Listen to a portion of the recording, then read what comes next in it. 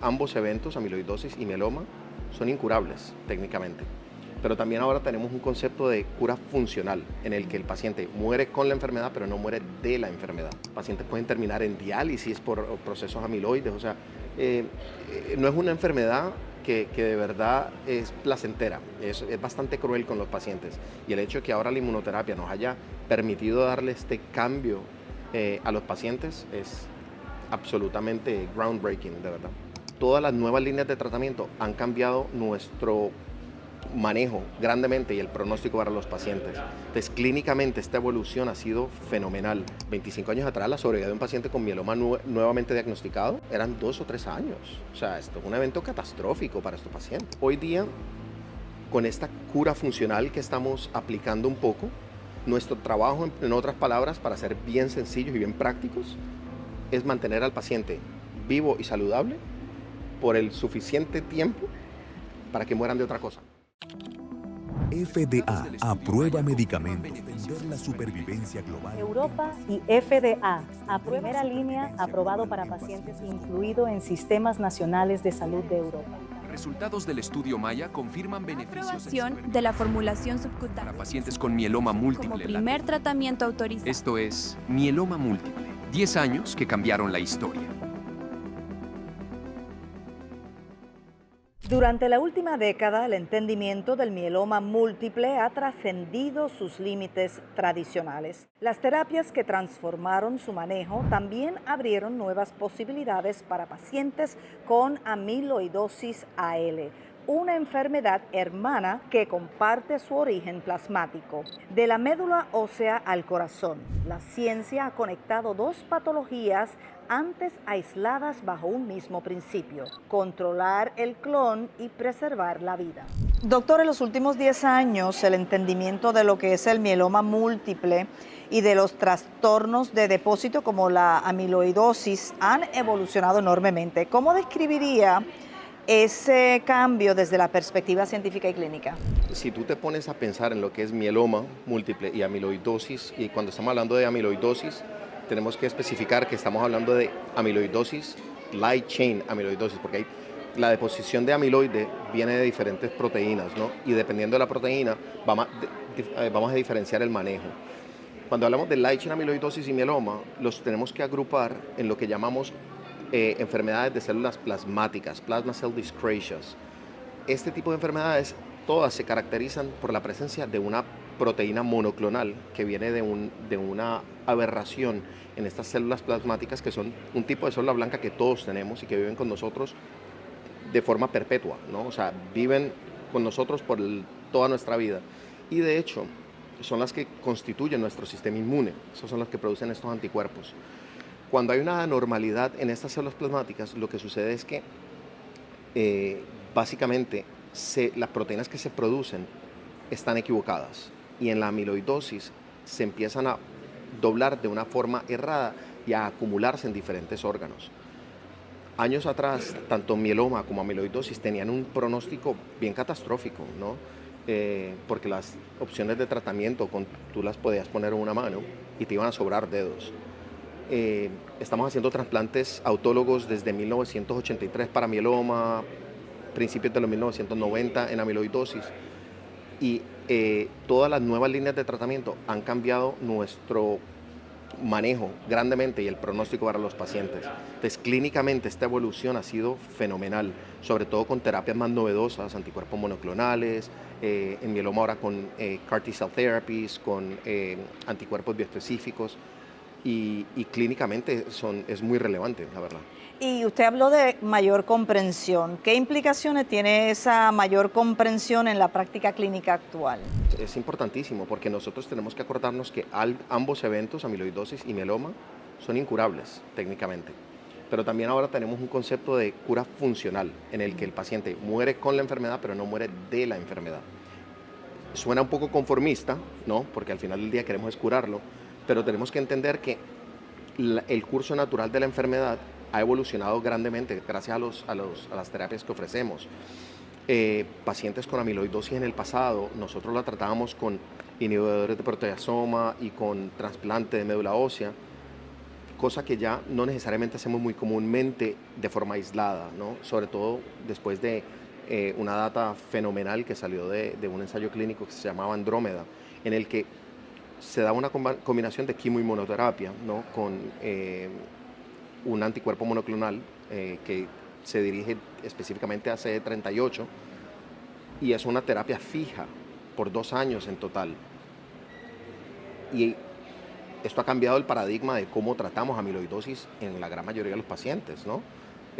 Porque fue uno de los primeros estudios prospectivos, fase 3, que demostró un beneficio increíble a nivel de las respuestas, de la profundidad de las respuestas y de la protección de los órganos que se ven afectados. Porque amiloidosis, esa deposición de las fibras de amiloide afectan principalmente a riñones, corazón, y otros órganos como el hígado, por ejemplo, o los tejidos blandos. Y eso es lo que nosotros queremos hacer, controlar el clon para que se pare la producción de esas proteínas y entonces el daño se corrija o al menos se estabilice. Durante esta década, doctor, la inmunoterapia ha marcado un punto de inflexión en la hematología. ¿Cómo evalúa el rol de los anticuerpos monoclonales en el control de la enfermedad y en la supervivencia de los pacientes? Yo pienso que la inmunoterapia, bueno, en la oncología en general, la inmunoterapia ha sido el cambio más importante que se ha dado, ¿no? Ya nos estamos alejando un poco de la quimioterapia citotóxica. En verdad, la inmunoterapia en amiloide específicamente ha sido fundamental, gracias a este estudio, el Andrómeda, que comparó daratumumab en combinación con Velcade, ciclofosfamida y dexametasona, quimoinmunoterapia, con solamente, básicamente, quimioterapia, ¿no? Con Velcade, ciclofosfamida y dexametasona. Aquí hubo una diferencia en respuestas dramática, más de 50% de overall response rate para el brazo de Dara-VCD, comparado con un 18% en el VCD. La progresión de la enfermedad también se estiró bastante gracias a esta incorporación del anticuerpo monoclonal, ¿no? Al punto de que ya rara vez hablamos de trasplante en amiloidosis para estos pacientes. Y esto es un cambio muy significativo, porque un trasplante de médula ósea, así sea autólogo, yo lo considero un life-altering event, ¿no? O sea, aquí literalmente por unos 3 meses le estamos cambiando la vida al paciente. Después todo vuelve a la normalidad, pero trasplante tiene también sus toxicidades a largo plazo, mayores riesgos de malignidades secundarias como leucemias, síndrome de mielodisplásicos, y el hecho de que podamos ofrecerle a un paciente una mejor terapia con menos efectos secundarios y menos riesgos a largo plazo, me parece a mí fenomenal, ¿no? Porque, vuelvo y te digo, lo que queremos es controlar ese clon y mejorar la calidad de vida, porque estos pacientes con amiloide pueden tener unas presentaciones clínicas bien devastadoras, ¿no? Sobre todo cuando tienen envolvimiento renal y cardíaco. Pacientes que tienen fallo congestivo diastólico bien significativo, edema, al punto de que las piernas se les hinchan tanto que muchas veces está el líquido extravasándose de las piernas, ¿no? Y entonces son cambios que para los pacientes son traumáticos. Pacientes pueden terminar en diálisis por procesos amiloides, o sea, no es una enfermedad que de verdad es placentera, es bastante cruel con los pacientes. Y el hecho de que ahora la inmunoterapia nos haya permitido darle este cambio a los pacientes es absolutamente groundbreaking, de verdad. ¿Qué características clínicas hacen que la detección temprana sea determinante en enfermedades como el mieloma múltiple o la amiloidosis? La detección temprana, tanto en mieloma como en amiloidosis, es algo que desafortunadamente estamos bien atrás, ¿no? Porque no hay pruebas de discernimiento para ninguna de las dos. La razón para ello es porque son enfermedades que son extremadamente raras dentro de todo, ¿no? Cuando comparamos con un cáncer de mama, cáncer de pulmón, para el 2025 se estima que va a haber alrededor de unos 36,000 casos de mieloma, que no es mucho, ¿no? En toda la nación americana. En toda la nación americana. Amiloidosis es mucho menos de eso. Estamos hablando de menos de 10,000 casos, y de hecho amiloidosis y mieloma pueden coexistir. Los pacientes pueden tener 2 procesos y el pronóstico de esto también puede variar bastante. Pero ya que no es una enfermedad tan común, el impacto en la sobrevida de los pacientes con pruebas de discernimiento para detección temprana es un poco más limitado y más controversial. Lo que sí estamos enfocándonos mucho hoy día es en los estados precursores, porque mieloma no se origina de la noche a la mañana. Todo paciente que se diagnostica el día de hoy con mieloma lleva años viviendo en un estado precursor, años y décadas. Y estos estados precursores se llaman MGUS, Monoclonal Gammopathy of Uncertain Significance, y Smoldering Myeloma. Aquí el paciente tiene básicamente un clon, pero ese clon no hace nada. Y el riesgo de progresión a un mieloma activo depende de dónde se encuentra el paciente en ese viaje, ¿no? Porque MGUS solamente tiene un riesgo de progresión de 3% al año, mientras que Smoldering Myeloma, el riesgo en promedio es como un 10%, aunque sabemos que no todos los Smoldering Myelomas, que es algo más indolente, se mueven de la misma manera. Ahora nosotros estamos haciendo mucho énfasis en estos estados precursores. ¿Por qué? Porque en la nación americana estimamos que alrededor de 12 millones de personas viviendo con uno de estos sin saberlo.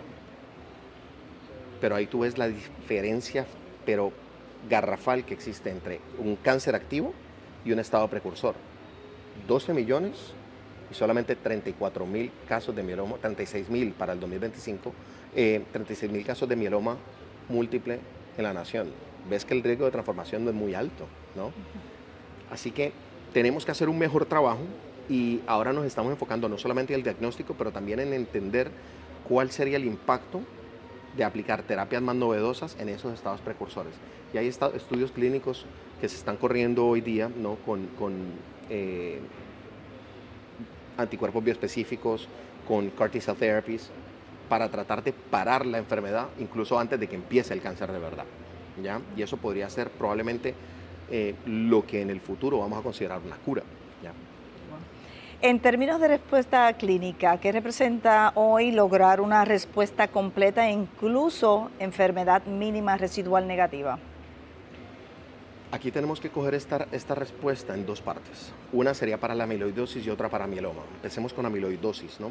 Porque cuando hablamos de respuestas completas, en realidad en amiloidosis nosotros vemos bastante frecuentemente respuestas completas. La negatividad en MRD, que es Minimal Residual Disease, o sea, la enfermedad mínima residual que encontramos, es un poco más complicada porque tenemos que entender que lo que está llevando el clon del amiloide no necesariamente está únicamente ligada al burden of disease. Muchas veces estos pacientes que llegan a una respuesta completa en cuestión de meses, desafortunadamente no tienen una respuesta clínica que es sustancial. Estos pacientes pueden seguir con toda la sintomatología por muchos meses, incluso años, antes de que se revierta el daño de amiloide con el que el paciente está presentando. Y eso es lo más frustrante para los pacientes, porque tú decirle, oye, estás respondiendo espectacular, tus números se han normalizado, y sin embargo, clínicamente, ellos se sienten fatal, sienten que nada ha cambiado. Y ahí es donde nosotros tenemos que pedirles paciencia para que de verdad le demos tiempo a las fibras de amiloide a salirse un poco, ¿no? y a limitar el daño que ya ha sido causado. Ahora, en mieloma es completamente diferente, porque en mieloma tenemos ahora terapias fenomenales que en un paciente que se acaba de diagnosticar con mieloma, usualmente estamos dando una combinación de 4 drogas por muchos estudios clínicos que han salido al respecto. Y las respuestas generales, los overall response rates para estos pacientes sobrepasan el 90%. Y este 90%, alrededor de 75% van a tener respuestas completas, ¿ya?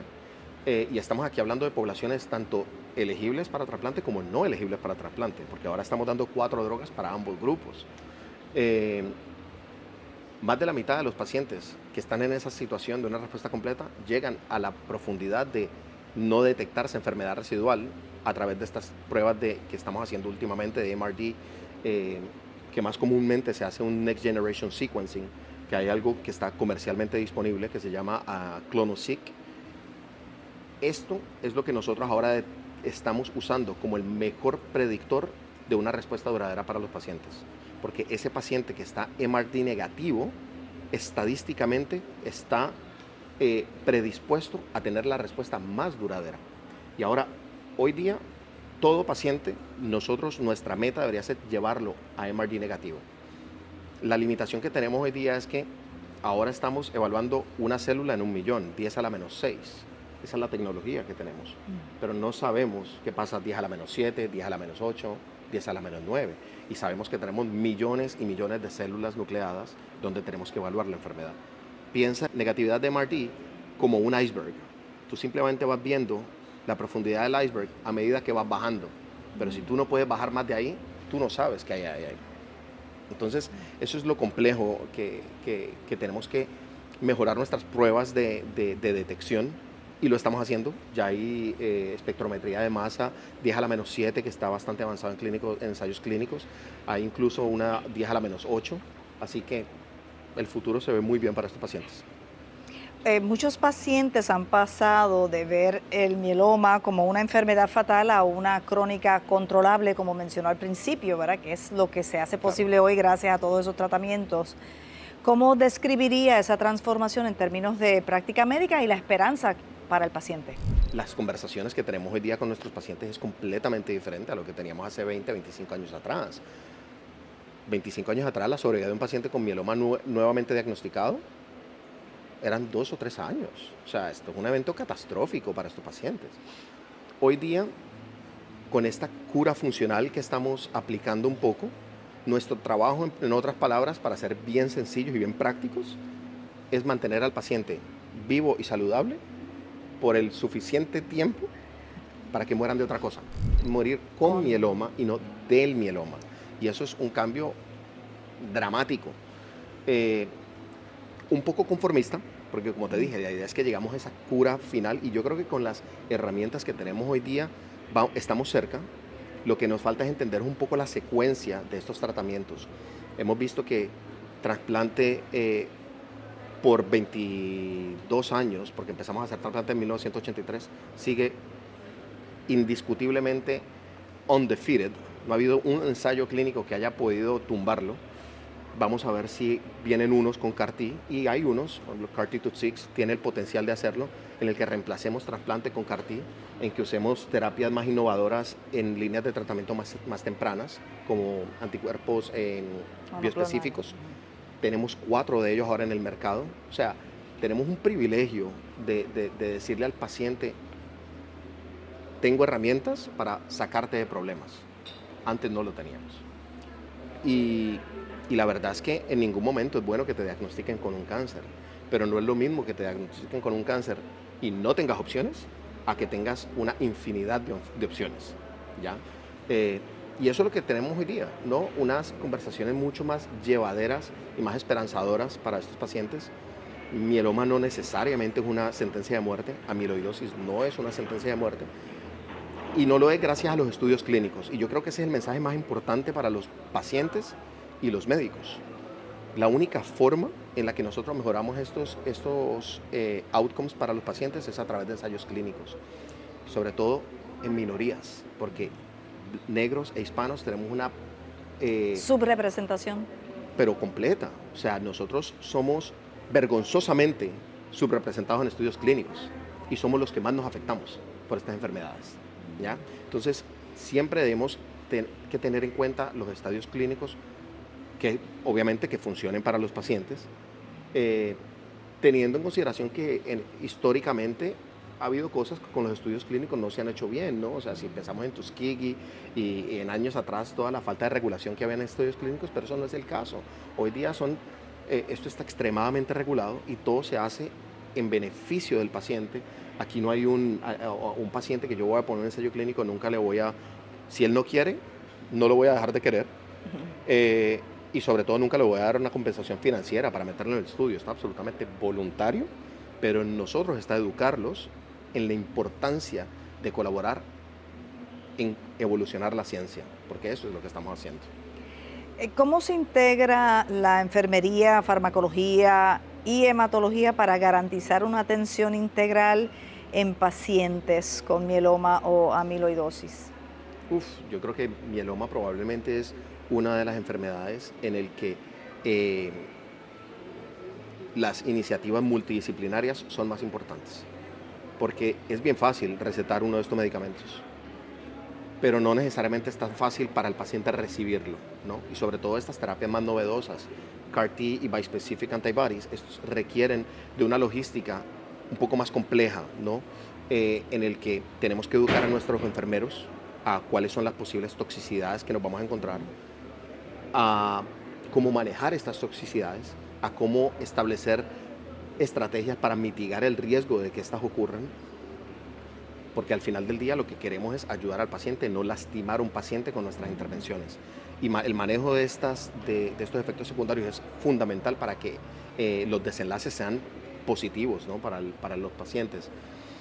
Y la ayuda de nuestros amigos en farmacia es absolutamente fundamental, ¿no? Porque ellos son los que nos van a asegurar que le estamos dando las dosis adecuadas a los pacientes, que estamos seleccionando bien al paciente para darle el medicamento y que estamos conscientes de qué tenemos que hacer, qué estrategias tenemos que tomar al momento de meternos en problemas, ¿ya? Porque nosotros nunca debemos tenerle miedo a los efectos secundarios, tenemos que tenerle miedo a la ignorancia acerca de ellos.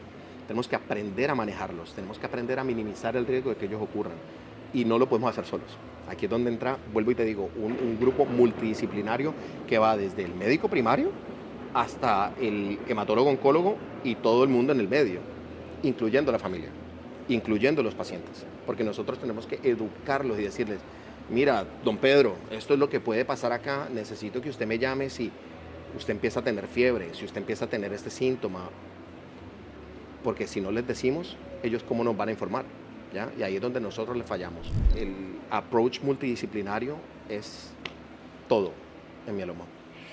A 10 años de grandes avances, ¿cuál crees el principal aprendizaje que deja esta evolución para la comunidad médica y los pacientes? Que probablemente nos estamos acercando a la cura. Yo pienso que suena muy ambicioso, obviamente todavía, pero como te dije, años atrás, la sobrevida total eran 2 o 3 años. Hoy estamos que la primera respuesta de estos pacientes les dura alrededor de 7 a 8 años en promedio. Vamos a ser más cautelosos y usemos la data ya publicada, por ejemplo, Maya, para trasplantes, pacientes que no eran elegibles a trasplante. La primera respuesta les duraba alrededor de 5 años.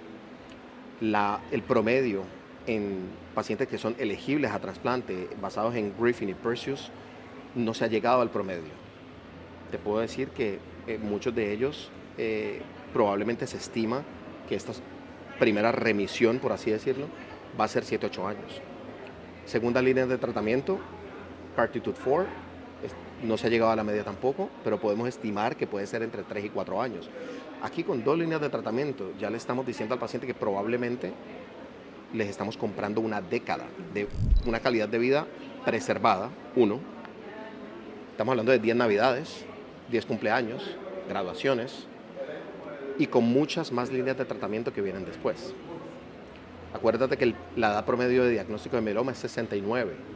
Entonces, que si llegamos a los 79, ya estamos muy cerca de la expectativa de vida que tenemos. La edad no necesariamente es una limitación para poder tratar a los pacientes. Yo le he dado anticuerpos bioespecíficos a pacientes de 94 años. Así de bien tolerado es, ¿me entiendes? Entonces, yo creo que la cura está cerca, simplemente tenemos que aprender a secuenciar estos medicamentos de la mejor forma posible para comprar el mejor millaje posible.